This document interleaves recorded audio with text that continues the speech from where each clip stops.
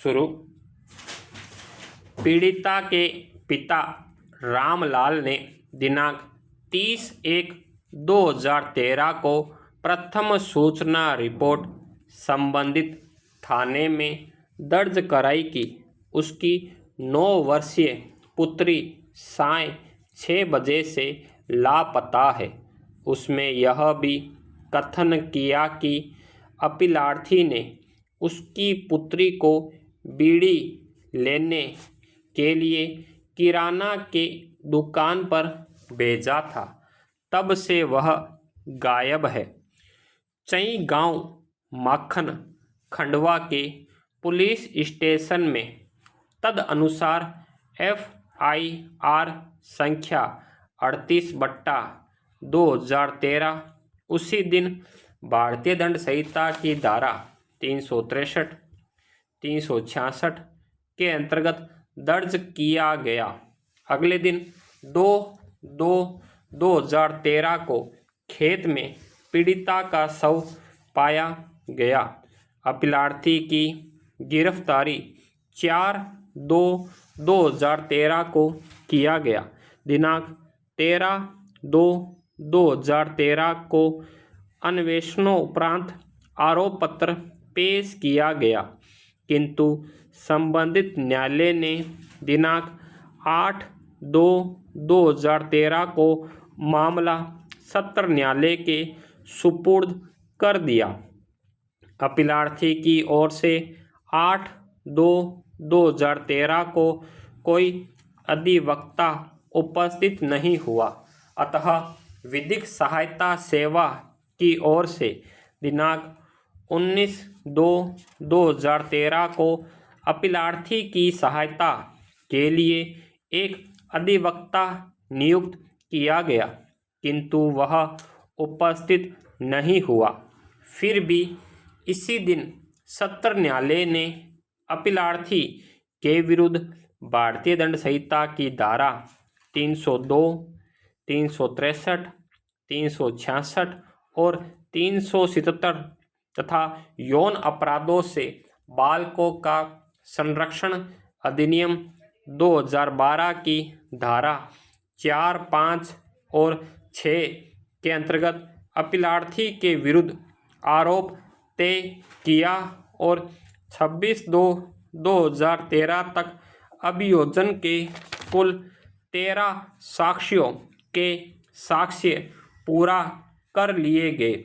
इसके बाद 27 और 28 फरवरी 2013 तथा 1, 2 और 4 मार्च 2013 तक विचारण पूरा कर निर्णय सुनाया गया।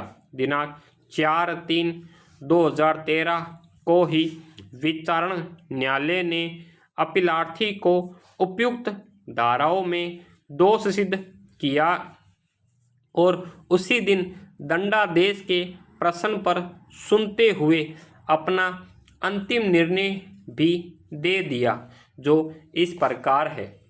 धारा 302 भारतीय दंड संहिता मृत्युदंड। धारा 363 भारतीय दंड संहिता 7 वर्ष कठोर कारावास, जुर्माना 1000 रुपये, चूक कारावास 1 माह। धारा 366 भारतीय दंड संहिता 7 वर्ष कठोर कारावास, जुर्माना 1000 रुपये, चूक कारावास 1 माह। धारा 377 भारतीय दंड संहिता 7 वर्ष कठोर कारावास, जुर्माना 1000 रुपये, चूक कारावास 1 माह। धारा 376(2) आजीवन कारावास। समान अपराध होने के कारण पॉक्सो एक्ट की धारा 6 के अंतर्गत कोई दंड नहीं दिया गया।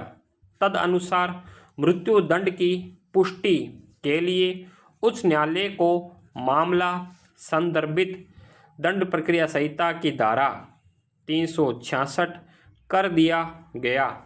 दूसरी तरफ अपीलार्थी की ओर से भी उच्च न्यायालय में अपील किया गया।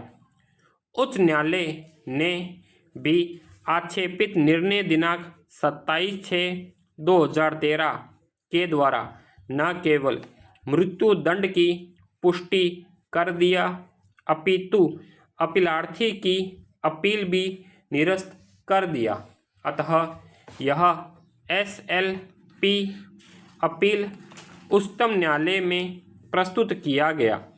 उच्चतम न्यायालय विधिक सेवा प्राधिकरण ने अपीलार्थी के लिए श्री सिद्धार्थ लूथरा वरिष्ठ अधिवक्ता को न्याय मित्र नियुक्त किया, जिन्होंने प्रथम एवं द्वितीय सुनवाई की तिथि पर निम्नलिखित महत्वपूर्ण प्रश्न उठाए, जिन पर केंद्रित होकर पूर्ण पीठ ने न केवल अपीलार्थी के दंडादेश को निरस्त कर दिया अपितु मामले पर पुनः विचार के निर्देश के साथ अन्य निर्देश भी जारी किया। विद्वान न्याय मित्र की नियुक्ति उसी दिन हुआ जिस दिन आरोप पत्र विरचित किया गया, जिसका प्रभाव यह रहा कि विद्वान न्याय मित्र को न तो मामले का अध्ययन करने के लिए पर्याप्त अवसर प्राप्त हुआ और न ही अभियुक्त से मिलकर पर्याप्त जानकारी निर्देश प्राप्त करने का अवसर प्राप्त हुआ। क्या वर्तमान मामले में विचारण न्यायालय के द्वारा अपनाया गया विचारण का तारीख त्वरित न्यायालय के रूप में 13 दिन के भीतर विचारण पूर्ण करके फांसी की सज़ा सुना देना स्वीकार किया जा सकता है, या क्या इस तरीके में विचारण न्यायालय की ओर से कोई उल्लंघन या त्रुटि कारित किया गया।